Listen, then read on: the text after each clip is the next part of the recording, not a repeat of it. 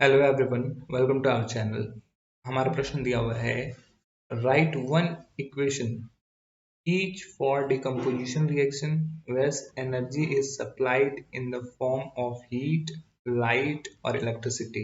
हम लोग को बोला गया है कि एक एक इक्वेशन वैसा डिकम्पोजिशन रिएक्शन का एक एक इक्वेशन वैसा लिखना है जहां पर कभी एक जो एनर्जी का फॉर्म है, डिकम्पोजिशन रिएक्शन जब भी होता है वहां पर कोई ना कोई एनर्जी प्रेजेंट रहता है।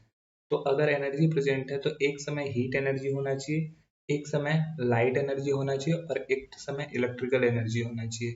तो इसी के फॉर्म में ये ब्रेक करें। तो पहला रिएक्शन अगर देखें इन the form of heat, heat energy के फॉर्म में, जैसे CaCO3, यहाँ पर डिकम्पोजिशन रिएक्शन होगा तो ये थर्मल डिकम्पोजिशन होगा।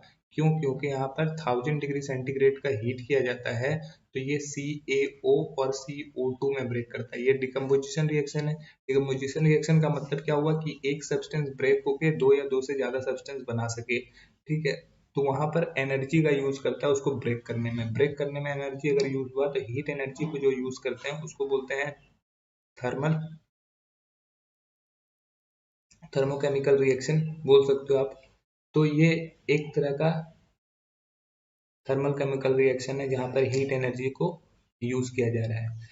अगर हम लोग लाइट एनर्जी को यूज करें, ठीक है, अगर लाइट एनर्जी को यूज करें तो हम लोग ब्रेक कर सकते हैं 2 AgBr।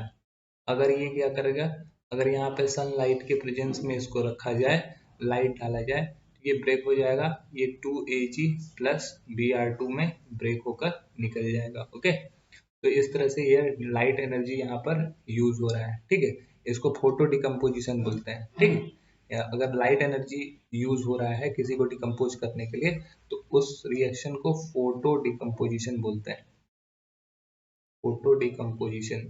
ठीक है, और अगर हीट एनर्जी यूज किया जाता है तो मैंने बताया थर्मल डिकम्पोजिशन।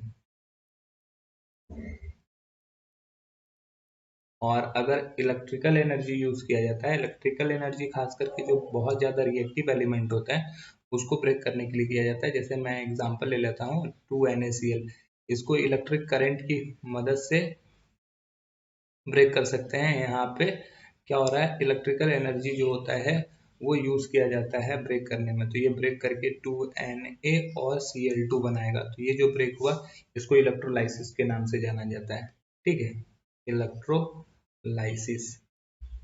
तो ये तीन इक्वेशन है जो कि जहां पर हीट एनर्जी, लाइट एनर्जी और इलेक्ट्रिकल एनर्जी को यूज किया गया है। आई होप ये आपको समझ में आया होगा। That's all, thank you.